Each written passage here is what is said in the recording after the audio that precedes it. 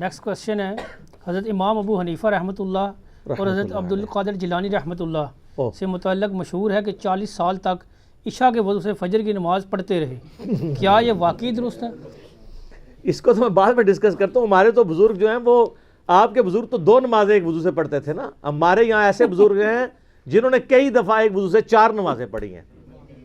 ملکین ہمارے ملک صاحب، مغرب سے پہلے ان کا مشورہ ہے، پتہ نہیں انہوں نے عمل کیا ہے کہ نہیں، ان کا مشورہ ہے کہ مغرب سے آدھا گھنٹہ پہلے وضو کریں، ظہر اثر کو جمع کریں، اور جیسے ہی مغرب کی اذانیں شروع ہوں مغرب عشاء جمع کر لیں.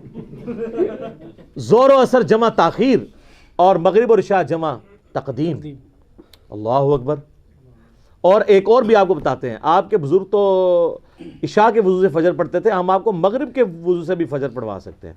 آپ فجر سے آدھا گھنٹہ پہلے اٹھیں، مغرب عشاء جمع کریں، پھر اسی وضو سے فجر پڑھ لیں.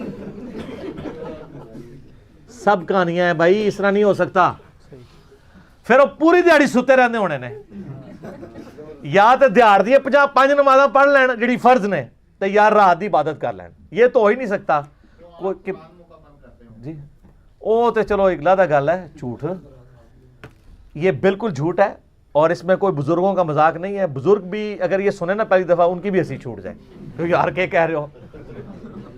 اچھا دوسرا، اصل میں ان کو یہ مصیبت کیوں پڑی، ان کو کتابوں کا خدا کا تعارف نہیں تھا، کہ کتابوں کا خدا یہ نہیں چاہتا کہ آپ رات کو جاگیں. یہ نیکی نہیں ہے، گناہ ہے.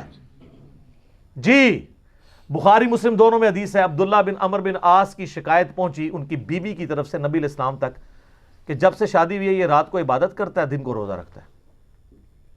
تو نبی علیہ السلام نے بلا کے ڈانٹا، فرمایا عبداللہ مجھے خبر ملی ہے تو روزانہ روزہ رکھتا ہے اور رات کا کثرت حصہ تو جا کے گزارتا ہے. اگر ایسا کرے گا تیری آنکھیں اندھی ہو جائیں گی. تیرے جسم کا بھی تجھ پہ حق ہے، تیری آنکھوں کا بھی تجھ پہ حق ہے، تیری بیوی کا بھی تجھ پہ حق ہے. تو اس طرح کیا کر، ایک دن روزہ رکھا کر، ایک دن چھوڑ دیا کر. یہ داودی روزے ہیں. یہ الٹیمیٹلی آپ علیہ السلام نے اجازت دی. آپ نے ایک مشورہ یہ بھی دیا جو مہینے میں 3 روزے رکھ لے وہ ہمیشہ روزے رکھنے کی طرح ہے. لیکن عبداللہ بن عمر بن عاص نے کہا یا رسول اللہ میرے میں اس سے زیادہ ہمت ہے. آپ فرمایا پھر آخری حال یہ ہے کہ داودی روزے رکھو، ایک دن رکھو، ایک جو چھوڑ دو. جب بوڑھے ہو گئے نا تو کہتے تھے کاش میں نے حضور کی رخصت سے فائدہ اٹھایا ہوتا، اب مجھ سے ایک دن چھوڑ کے ایک دن روزہ نہیں رکھا جاتا. اور بخاری مسلم میں حدیث ہے جو مہینے میں 3 روزے رکھ لے ہمیشہ روزے کی طرح. یہ بھی ویسے مشکل ہے، ہم آپ کو اس سے بھی آسان بتاتے ہیں. مسلم شریف میں حدیث ہے، ابو داؤد میں ہے، ترمذی میں ہے، نسائی میں ہے، ابن ماجہ میں، 5 کتابوں میں، ادر دین بخاری 5 کتابوں میں ہے کہ جو شخص رمضان کے روزے رکھنے کے بعد شوال کے 6 روزے رکھ لے گویا اس نے پوری زندگی کے روزے رکھے، اگر وہ ہر سال رکھتا رہے. لیکن اس میں ضروری نہیں ہے کہ فوراً بعد شروع کرنے ہیں. اور کہتے ہیں ایک فوراً رکھ لو، باقی توڑ کے رکھ لو، جس طرح مرضی رکھو، شوال کے اندر 6 پورے کرنے ہیں. تو یہ جو کہتے ہیں نا رات پوری جاگنا، ان حدیثوں پہ عبداللہ بن عمر بن عاص کو جو نبی علیہ السلام نے ڈانٹا، اس کے اوپر باب باندھا ہے امام بخاری نے کہ عبادت میں غلو کرنا مکروہ ہے. اور یہی تو چیز ہے جو طارق جمیل صاحب نے بھی ڈرتے ڈرتے بیان کر دی ہے، جس پہ ہمارا کلپ یوسف بھائی نے بنایا تھا، تبدیلی آ گئی ہے. انہوں نے کہا یہ کیا ہے 70-80 سال تک. اچھا یہ جو آپ کو واقعات سنا رہے ہیں خود انہوں نے کبھی ستو کھائے؟ آپ تو ککڑ پن دینے تو انہوں کو سنا دینے. 2-2 کروڑ کی گاڑیوں میں سفر کر کے تو آپ کو کہتے ہیں کہ جی وہ چٹائیوں پہ بیٹھا کرتے تھے. تو اسی بھی لو نا گاڑی تو تھلے سرکار. تو یہ صرف اس کو میں کہتا ہوں علمی شہوت ہوتی ہے، یہ چسکا، اس طرح کی باتیں کر کے نا لوگوں کو امپریس کرنا. سر اس پہ عمل کرنا بڑا مشکل ہے، سیدھی سی بات ہے. صرف آپ بریانی کی پلیٹ سامنے رکھ کے جتنی مرضی آپ دفعہ یوں کرتے رہے نا، آپ کا پیٹ نہیں بھرے گا جب تک کھائیں گے نہیں. تو اس طریقے سے ایفرٹ پٹ کرنے سے، صرف واقعات سنانے سے کچھ نہیں ہوگا. یہ بالکل جھوٹے واقعات ہیں. عشاء کے وضو سے کوئی فجر کی نماز نہیں پڑھی. خدا دا نہ دے واقعات واپس لو ورنہ 295 سی لگ جانی جے کہ یہ تو نبی علیہ السلام کی تعلیمات کے خلاف ہے. جو آپ ان کی فضیلت بنا کے بتا رہے ہیں الٹیمیٹلی یہ نبی علیہ السلام کی تعلیمات کے خلاف ہے. یہ ان کی فضیلت نہیں ہے، بلکہ یہ تو مکروہ کام انہوں نے کیا ہے اگر کیا ہے، اور ویسے کوئی نہیں کیا انہوں نے. یہ ان کی طرف منسوب ہے، جھوٹ ہے، ایسے پاسبل نہیں ہے. ورنہ صحابہ کرام کے بارے میں آپ کو اس طرح کی کہانی ملتی ہے اس لیے کہ ان کی زندگیاں احادیث میں محفوظ ہیں، اس لیے ان کے ساتھ کھلواڑ نہیں ہوا. اور سر آپ لے لیں تحفہ، الموطا امام مالک میں ہے کہ سعد ابن ابی وقاص پوری زندگی عشاء کی 5 رکعتیں پڑھتے تھے، 4 فرض اور 1 وتر. تو جڑا عشاء دی 5 رکعتاں پڑھتا سی انہیں راتی عبادت کرنی ہے، کم از کم سنت موقدہ تو پڑھتے ہیں. نبی علیہ السلام تو وتر بھی کم از کم 3 پڑھتے تھے. ٹھیک ہے، ایک کا جواز موجود ہے، یہ الموطا امام مالک ہے، گولڈن چین سے حدیث ہے. تو صحابہ کرام کا تو یہ عمل تھا. آپ کو میں اس سے آسان بات بتاتا ہوں. سیدنا عثمان غنی رضی اللہ تعالیٰ کہتے ہیں کہ نبی علیہ السلام نے فرمایا جس نے عشاء کی نماز جماعت سے ادا کی گویا اس نے آدھی رات کا قیام کیا، اور جس نے فجر بھی جماعت سے پڑھ لی یعنی رکعت فوت نہ ہو گویا پوری رات کا قیام کیا. اللہ کے فضل سے اس طرح تو ہماری بھی کئی سالوں سے ہو سکتا ہے وہ اسی طرح کی ہو، پوری رات کا قیام. اچھا یہ وضو ان کا ٹوٹتا نہیں ہے؟ نہیں، لوہا بھی ٹوٹ جاتا ہے سر عشاء کے وضو سے فجر. تو یہ بس اسی طریقے سے سب کہانی ہے، سب جھوٹ ہے. اب ایسا یہ ہوتا ہوگا، یہ بات ان کی ٹھیک ہے کہ ہو سکتا ہے یہ جو ہے نا عشاء کی نماز فجر کا وقت داخل ہونے سے آدھا گھنٹہ پہلے پڑھتے ہوں، کمچوری کر رہے ہوں تو انہوں کہہ رہے ہوں عشاء کے وضو سے فجر کی نماز، کیونکہ یہی ملتا ہے. یہ نہیں تھا کہ پوری رات عبادت کرتے تھے. عشاء کے وضو سے فجر کی نماز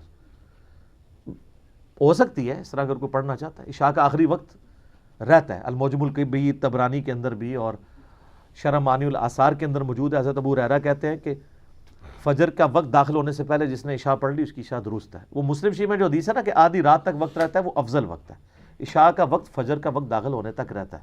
حنفیوں کا یہ موقف درست ہے. تو وہ ہو سکتا ہے آخری وقت میں پڑھتے ہوں. بہرحال یہ سب کچھ جھوٹ ہے، یہ دین نہیں، یہ وہ دین نہیں جو آپ گوروں کو پیش کریں. گورا کہے گا یار یہ کیا ہے. یہ نبی علیہ السلام ایک نارمل انسان تھے، اور یہ جو کچھ بابے بتاتے ہیں یہ اب نارمیلٹی ہے.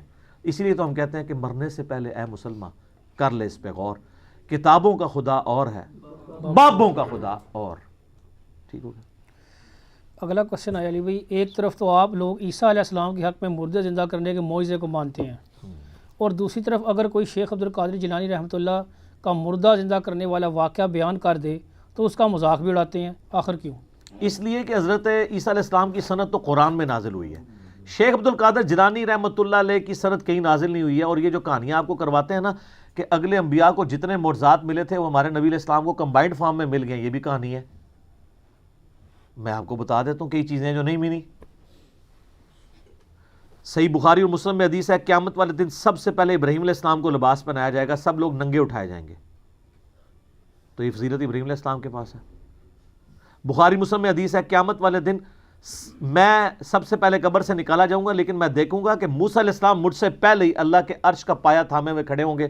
مجھے نہیں پتا قیامت کی بے ہوشی ان پہ طاری نہیں ہوئی ہے یا دنیا میں جو اللہ کی تجلی سے وہ بے ہوش ہوئے تھے اس کے بدلے اللہ نے وہ ان کی بے ہوشی ختم کر دی. یہ موسیٰ علیہ السلام کی فضیلت ہے. اس روئے عرض میں ایک شخص ہے جس سے اللہ تعالیٰ نے کلام کیا ہے. کون؟ موسیٰ علیہ السلام. یہ فضیلت اور کسی کو حاصل نہیں ہے. ہمارے نبی علیہ السلام سے کیا ہے لیکن آسمانوں پہ. حضرت عیسیٰ علیہ السلام آج تک زندہ ہے، ہمارے نبی علیہ السلام فوت ہو چکے ہیں. تو حضرت عیسیٰ علیہ السلام کی یہ فضیلت ہے. اس سے بڑی چیز جس کا ان کے پاس کوئی حال ہی نہیں ہے، ہر چیز میں ادھر ادھر کریں گے. عیسیٰ علیہ السلام بغیر باپ کے پیدا ہوئے ہیں، ہمارے نبی علیہ السلام تو بغیر باپ کے پیدا نہیں ہوئے. یہ خام خواہ بنا ہے. یہ تو سورۃ الانبیاء کا پہلا صفحہ پڑھیں، اس میں کافروں کا اعتراض تھا کہ اس نبی کو وہ معجزے کیوں نہیں دیے گئے جو اگلے نبیوں کو دیے گئے. سورہ نساء میں آتا ہے کہ کیوں نہیں کوئی آسمان سے بجلی آتی اور وہ قربانی کو کھا جاتی، جب تک یہ معجزہ نہیں دکھائیں گے ہم ایمان نہیں لائیں گے. تو اللہ نے کہا نہیں، اللہ کی مرضی ہے معجزات پہ. سورہ بنی اسرائیل میں 8 کے قریب معجزات وہ مانگتے تھے. اللہ نے فرمایا تم کہہ دو میں نبی ہوں، رسول ہوں. تو سر شیخ عبد القادر جیلانی نے کہا نبی علیہ السلام کے بارے میں بھی کوئی صحیح سند سے ثابت نہیں کہ آپ نے کبھی مردہ زندہ کیا ہو. قرآن میں نفی آئی ہے اس کی، ورنہ تو قرآن میں آتا ہے کہ تم کہتے ہو لو ہم مردہ زندہ کر کے بتا رہے ہیں. قرآن میں کہا جا رہا ہے کہ نہیں، قرآن معجزہ ہے، کیونکہ وہ معجزہ آپ کی زندگی تک ہونا تھا. اور پھر اس میں وہ کہتے ہیں کہ شیخ عبد القادر جیلانی رحمۃ اللہ علیہ نے معجزہ بڑی اس میں شڑول مارتے ہیں جناب. وہ کہتے ہیں کہ انہوں نے عیسائی کو کہا کہ تیرا نبی تو کہتا تھا کم باذن اللہ، میں کم باذنی کہتا ہوں، میرے حکم سے کھڑا ہو جا. وہ کہتے ہیں جی اس امت کے جو علماء ہیں بنی اسرائیل کے پیغمبروں کی طرح ہیں. ہاں اپنے منصب میں پیغمبروں کی طرح ہیں، مرتبے میں نہیں. کیوں؟ یہ پوری امت دائی ہے، کنتم خیر امۃ اخرجت للناس تأمرون بالمعروف وتنہون عن المنکر. ختم نبوت کے وجہ سے اللہ تعالیٰ نے اس امت کو نبیوں والا کام دیا ہے. یہ نہیں ہے کہ نبیوں والا وہ مرتبہ کلیم کرنا شروع کر دے. جس طرح اگلے زمانوں میں انبیاء اللہ کی توحید کا پیغام پہنچاتے تھے, آن دا بہاف آف پروفٹ ہمارے محبوب صلی اللہ علیہ وآلہ وسلم کی مبارک ختم نبوت کی برکت سے امت کا کام ہے کہ وہ لوگوں تک بات پہنچائے. اس اعتبار سے تو بنی اسرائیل کے انبیاء کی طرح ہیں, یعنی منصب وہ ہے, مقام وہ نہیں ہے. یہ اسی طریقے سے ہے جس طرح نبی علیہ السلام بھی بشر ہیں اور ہم بھی بشر ہیں. سپیشیز ایک ہے نا, مرتبہ تو ایک نہیں ہے. نبی علیہ السلام تو پیچھے بھی دیکھ لیتے تھے, بخاری مسلم میں آتا ہے, اور بخاری مسلم میں آتا ہے نبی علیہ السلام نے ہاتھ بلند کیا تو آپ نے فرمایا میں نے ارادہ کیا نماز میں جنت سے انگوروں کا گوشہ توڑ لوں. اور بخاری مسلم میں آتا ہے نبی علیہ السلام سوتے تھے وضو کر کے, اس کے بعد خراٹوں کی آواز بھی امہات المومنین سنتی تھی اور پھر اسی طریقے سے نماز پڑھاتے تھے. تو پوچھا تو آپ فرمایا کہ میرا صرف جو ہے وہ آنکھیں سوتی ہیں, جسم سوتا ہے, دل تو جاگتا رہتا ہے. یہ پروٹوکول تو کسی کا نہیں ہے. تو یہ ذہن میں رکھیں, یہ کہتے ہیں نا کہ بھی وہ ساری چیزیں حاصل ہو جائیں گی, اس طریقے سے حاصل نہیں ہوں گی. شیخ عبد القادر جیلانی کے لیے کوئی سند نازل نہیں ہوئی, بالکل ان کی طرف جھوٹ منسوب کیا. اور اگر آپ کو شیخ عبد القادر جیلانی سے اتنی عقیدت ہے تو میرا ایک معصومانہ سوال ہے کہ شیخ عبد القادر جیلانی نے نماز کا طریقہ کون سا لکھا ہوا ہے؟ ہاں, مرنے سے پہلے اے مسلمان کر لے اس پہ غور, کتابوں کا خدا اور ہے, بابوں کا خدا اور. تو غنیت و طالبین پڑھے نا, اب تو کہتے ہیں جی وہ کتاب ہی نہیں ہونا دی. کتاب ختم تو بندہ بھی ختم, پھر کتاب ہی نہیں رہی تو بندہ بھی ختم ہو گیا. تو کتاب ہے, اس پہ میرا کلپ ہے 11ویں والے پیر کی نماز میں نے بتایا کہ صرف ایک آدھ بندہ ہے جس نے انکار کیا, باقی اکثریت محدثین کی, اہل علم کی, یہ ان کی کتاب مانتی ہے. اور ان کی نماز کا طریقہ وہی ہے جو بخاری مسلم میں لکھا ہوا ہے. وہ یہ ان کے نام پہ 11ویں کھا سکتے ہیں, ان کو فالو نہیں کر سکتے. بالکل اس طریقے سے جس طرح امت نبی علیہ السلام کے نام پہ جشن کر سکتی ہے, آپ علیہ السلام کی تعلیمات کو فالو نہیں کر سکتے. مشکل کام ہے نا. غلامی رسول میں موت بھی قبول ہے, داڑھی بیوی منع کرتی ہے, ماں دودھ نہیں بخشتی, نہیں, ختم, ٹھوس. ہاں بینک توڑوا لے,